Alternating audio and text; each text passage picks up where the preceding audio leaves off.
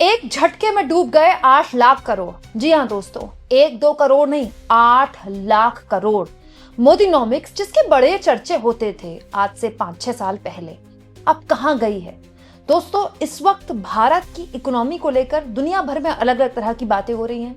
भारत के अंदर तो खैर बात ही नहीं होती, क्योंकि भारत के अंदर तो केवल मंदिर और मस्जिद और हिंदू और मुसलमान को लेकर बातचीत होती है, और थोड़ा सा अगर वक्त बच जाए तो घुसपैठिए पर बात होती है।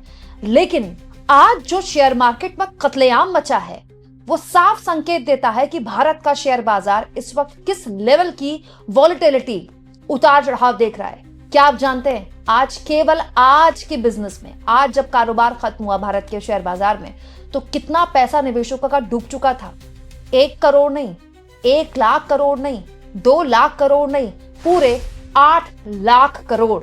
जी हाँ दोस्तों, अमेरिका की तरफ से अभी केवल एक बयान आया है, कोई फैसला नहीं लिया गया, बिल पास नहीं हुआ है, एक बयान आया है जिसके जरिए अमेरिका अब एक बहुत बड़ा कदम उठा सकता है। एक बिल आ सकता है जिसको अगर मंजूरी मिल गई तो भारत, चीन और ब्राजील तीनों देशों पर लगेगा 500% टैरिफ। बस इस आहट से, इस खबर की आहट से शेयर मार्केट में मच गया कत्लेआम, और मात्र एक दिन के कारोबार में शेयर मार्केट ऐसा गिरा तो सीधा नुकसान निवेशकों का हुआ, और हुआ 8 लाख करोड़ का नुकसान। दिलचस्प ये तब है दोस्तों जब भारत की इकोनॉमी को लेकर तमाम तरह की बातें बोली जा रही है, दावे कहे जाते हैं। सब कुछ मैं आपको तफसील से बताऊंगी, और साथ में सवाल भी पूछना चाहूंगी कि वो लोग जो मोदीनॉमिक्स को लेकर बड़ी बड़ी बातें बोलते थे, कहाँ हैं आजकल। तो आज हफ्ते का आखिरी कारोबारी दिन भी नहीं, आज गुरुवार है, शुक्रवार को हफ्ते का आखिरी कारोबारी दिन होता है, लेकिन आज आप कह सकते हैं कि हफ्ते का चौथा दिन कारोबार एकदम वोलेटाइल रहा। निफ्टी में लगातार 4 दिन से लगातार गिरावट आ रही थी। ऐसा नहीं कि था कि नए साल में बड़ा बम हो रहा था शेयर बाजार, लगातार गिर रहा था शेयर बाजार, और आज भी गिरावट के साथ शेयर बाजार बंद हुआ। लेकिन आज तो मतलब शेयर बाजार ने गिरने की सारी इंतहाएं पार कर दी। निफ्टी में ऑलमोस्ट 2% की गिरावट है, ऑलमोस्ट 2%, बहुत बड़ी गिरावट है ये। यानी आप कह सकते हैं 400 अंक टूटा है निफ्टी, 400 पॉइंट्स। मैं आपको बता दूं, आखिरी हफ्ते, पिछले हफ्ते, मतलब जो आखिरी बिजनेस डे था वो 2 जनवरी था, राइट।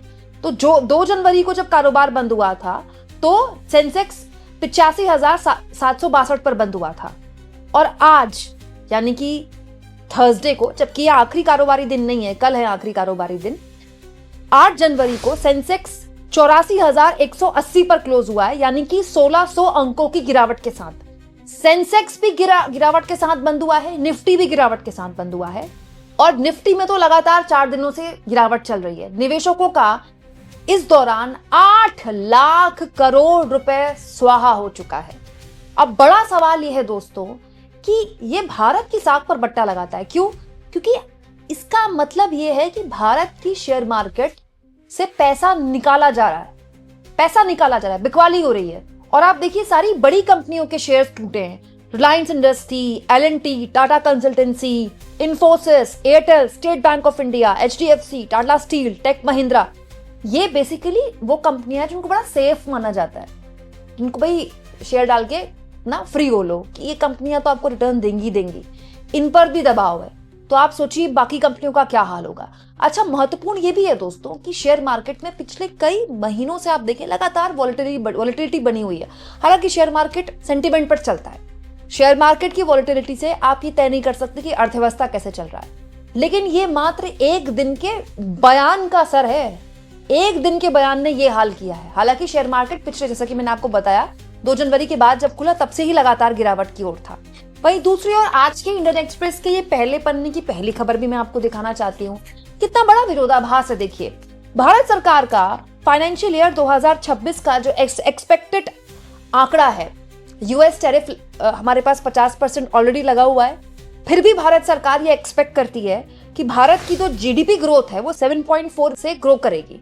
हालांकि नॉमिनल जीडीपी फिर भी 5 साल में सबसे लो है, ये भारत सरकार का आंकड़ा बताता है, लेकिन 7.4 भी सम्मानजनक है। तो भारत सरकार अपनी पीठ थपथपा रही है, कहते हुए कि भैया हम पर तो टैरिफ का कोई असर ही नहीं है, देख लो हमारी जीडीपी तो 7.4 से ग्रो कर रही है भारत सरकार के हिसाब से, भारत सरकार का आंकड़ा है ना ये। और शेयर मार्केट लगातार वॉलेटाइल बना हुआ है। मतलब ये कितनी अजीबोगरीब बात है। दोस्तों होता क्या है, जब लगातार किसी शेयर मार्केट में इतनी वॉलेटिलिटी बनी होती है तो विदेशी निवेशक बचता है ऐसे शेयर मार्केट में पैसा लगाने से, क्योंकि कुछ नहीं पता कल को क्या होगा। ऐसा नहीं कि हमारे शेयर मार्केट में हो रहा है, ये दुनिया भर में होता है। दुनिया भर के शेयर मार्केट से एक दूसरे के शेयर मार्केट्स जुड़े होते हैं, तो इंटरनेशनल शेयर मार्केट का बहुत असर पड़ता है।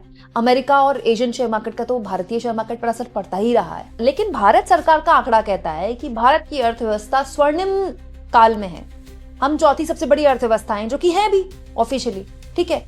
वहीं दूसरी ओर भारत के शेयर मार्केट में मात्र एक दिन में 8 लाख करोड़ से ऊपर का निवेशकों का पैसा डूब रहा है, उनका निवेश डूब रहा है, बिकवाली हो रही है जबरदस्त तरीके से।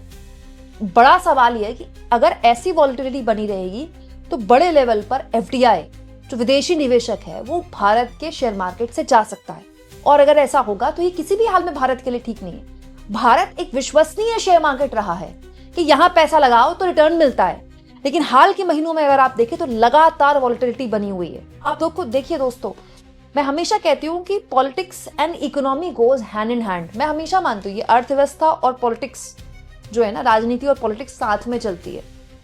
प्रॉब्लम क्या है इस सरकार के साथ कि इस सरकार को अर्थव्यवस्था पर पॉलिटिक्स तो करनी है, इसको विदेश नीति पर भी पॉलिटिक्स करनी है, ठीक है। भारत चौथी सबसे बड़ी इकोनॉमी बन गया, इस पर मोदी जी किसी भी विदेशी या देशी प्लेटफॉर्म में होते हैं तो इसके गुणगान करते हैं। लेकिन उस चौथी सबसे बड़ी इकोनॉमी बनने के बावजूद भी हमारी पर कैपिटा कितनी कम है, जापान चीन के मुताबिक कितनी कम है, इस पर कोई बात नहीं होती है। चलिए उसको भी आप हटा दीजिए।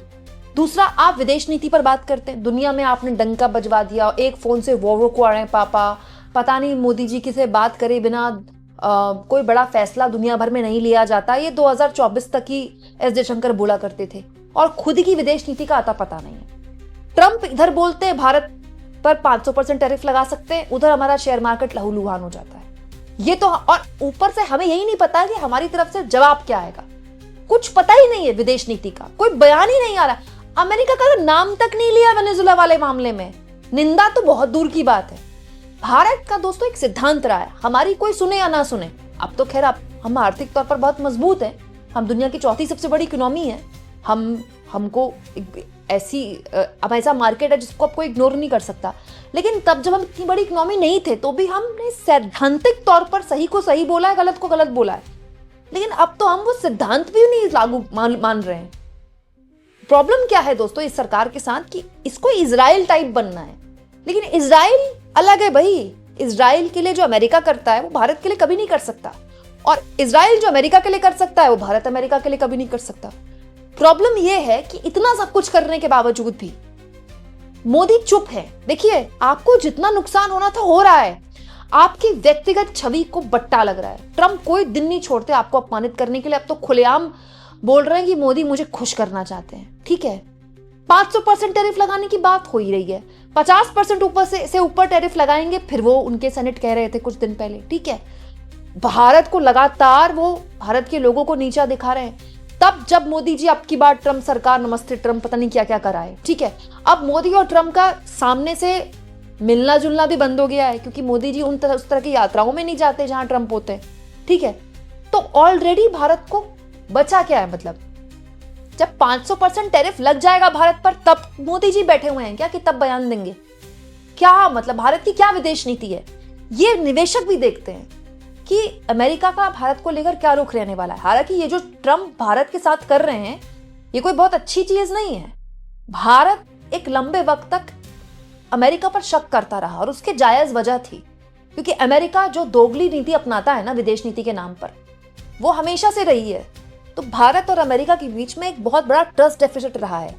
पूर्व की अमेरिका की सरकारों ने, पूर्व के अमेरिका के राष्ट्रपतियों ने, और दोस्तों पूर्व के भारत के प्रधानमंत्रियों ने उस विश्वास बहाली को बढ़ाने का काम किया है, उस ट्रस्ट डेफिसिट को कम करने का काम किया है। चाहे वो वाजपेयी या क्लिंटन हो, चाहे वो मनमोहन या बराक ओबामा हो, चाहे वो मोदी ने भी पूरी कोशिश की भैया अमेरिका से संबंध अच्छे हों। लेकिन अब जो अमेरिका भारत के साथ कर रहा है, ये किसी भी हाल में अमेरिका ये ना सोचे कि मोदी चले जाएंगे तो भारत में आने वाली कोई भी सरकार अमेरिका पर इतना भरोसा कर लेगी। ये भारत के लिए एक सबक है कि अमेरिका भरोसे लायक नहीं, ना तो पहले था ना अब है। तो भारत की विदेश मंत्री तो छोड़िए, भारत की वित्त मंत्री कहाँ है? भारत की वित्त मंत्री निर्मला सीतारमण संसद में ही दिख रही हैं आजकल। संसद में जब कोई सरकार कोई विवादित बिल लाती है तो वित्त मंत्री खड़ी होती है। एक दो बार बस वो राज्यसभा में दिखती है, एक दो बार लोकसभा में दिखती है। भारत की वित्त मंत्री तो अब इंटरव्यू वगैरह भी नहीं देती, कोई कॉन्क्लेव में भी नहीं बयान देती है। भारत की वित्त मंत्री से तो कोई सवाल पूछे कि ये भारत की अर्थव्यवस्था का क्या हाल है।